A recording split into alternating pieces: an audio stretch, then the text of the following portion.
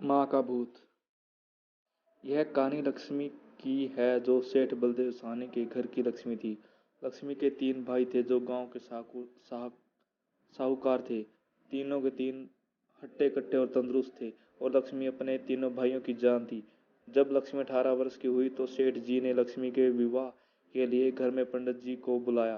पंडित जी, जजमान लक्ष्मी बिटिया की कुंडली जिस युवक से मिल रही है वह एक बहुत ही साधारण परिवार का है।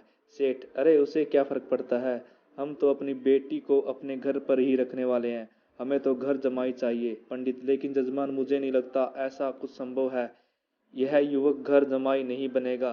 तभी सेठ जी की बेटी सेठ जी के पास आई और उनके कानों में कुछ फुसफुसाने लगी।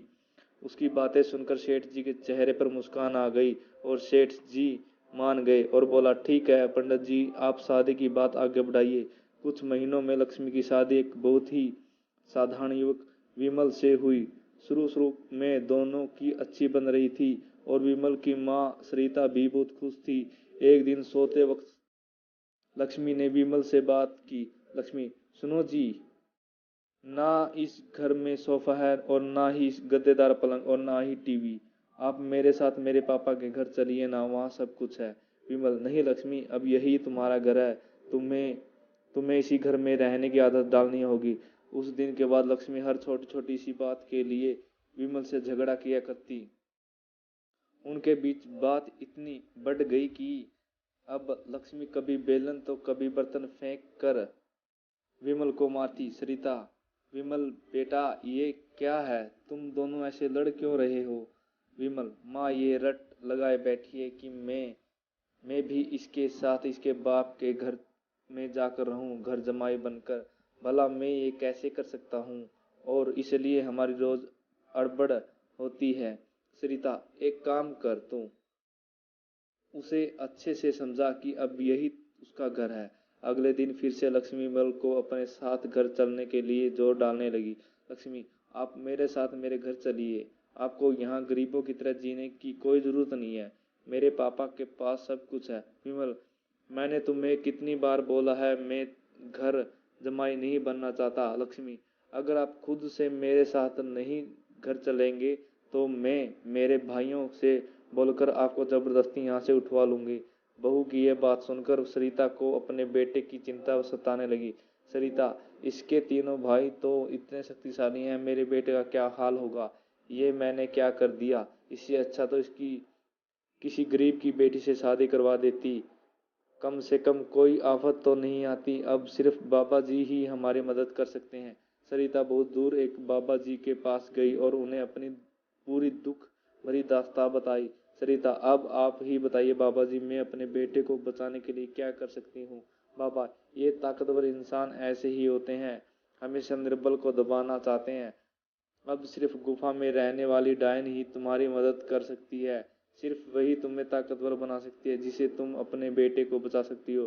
सरिता, बाबा जी, मुझे ये डायन कहाँ मिलेगी। बाबा, वो उत्तरी दिशा में मिलेगी, लेकिन उससे मिलने से तुम्हारे प्राण भी संकट में आ सकते हैं। सरिता, अपने बेटे की जान बचाने के लिए मैं कुछ भी कर सकती हूँ। सरिता उत्तरी दिशा में निकल पड़ी और गुफा तक पहुँचते पहुँचते उसे रात हो गई। सरिता, कोई है यहाँ डायन। क्या आज एक इंसान खुद यहाँ चलकर आया है, वो भी मेरा खाना बनने। सरिता, मैं आपसे मिलने आई हूँ। डायन, मिलने मुझसे, वो भी खुद चलकर। बताओ बताओ क्या बात है। सरिता ने डायन को अपनी शुरू से कहानी सुनाई।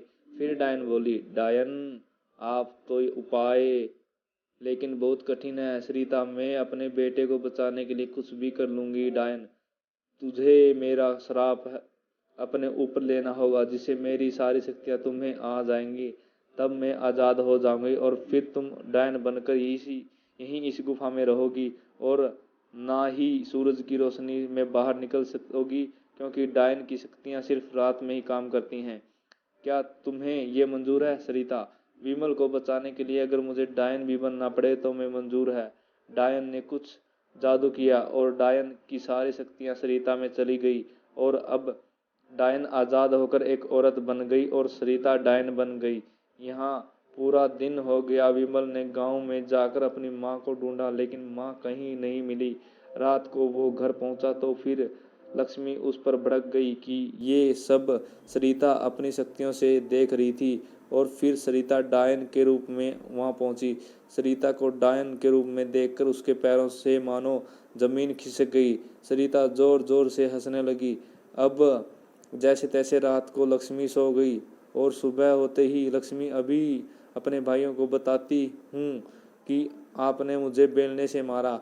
लक्ष्मी अपने पांव दरवाजे से बाहर निकाल ही रही थी कि सरिता ने अपने हाथ लंबे करके लक्ष्मी के पांव पकड़ लिए। सरिता, अब तुम इस घर से बाहर बिल्कुल नहीं जाओगी। एक बार फिर से लक्ष्मी बेहोश हो गई। अब जब भी लक्ष्मी कुछ बेतुका करने जाती तो सरिता बीच में आकर अपने बेटे को बचा लेती और लक्ष्मी घर में दुबक कर घर के कोने में बैठी रहती। विमल दिन रात अपनी माँ को याद करके रोता। विमल, तू कहाँ है माँ, तू कहाँ चली गई मुझे छोड़कर। सरिता, बेटा विमल, मैं यही हूँ तेरे पास, लेकिन इस डायन के रूप में। ये सब सुनकर विमल बहुत डर जाता है। सरिता, डर मत बेटा, मुझे तेरा दुख देखा नहीं जा रहा था, इसलिए मुझे ये सब करना पड़ा। ये सब पीछे खड़ी लक्ष्मी सुन रही थी। तभी सरिता ने उसे देख लिया और अपनी शक्तियों से दीवार पर लटका दिया और लक्ष्मी से बोली, सरिता, जा रही हूँ, लेकिन एक बात समझ ले, मेरे बेटे को परेशान करने की भी तूने और तेरे घर वालों ने सोची तो मैं वहाँ फिर आ जाऊँगी। लक्ष्मी, जी जी जी माँ जी, अब मैं इन्हें कभी नहीं परेशान करूँगी। जैसा बोलोगे मैं वैसा ही करूँगी। माँ से बढ़कर इस दुनिया में कुछ नहीं है। माँ एक वरदान है जो अपने बच्चों के लिए कुछ भी कर सकती है। धन्यवाद दोस्तों, धन्यवाद। मेरी